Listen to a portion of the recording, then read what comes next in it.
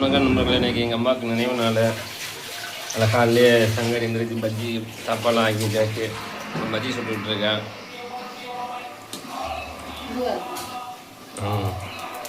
ஆமாம் நண்பர்களே, வாங்க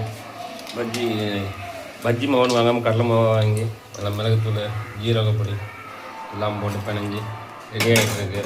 முறுக்கு பாயாசம் இருக்குது, பாயாசம், சாம்பார்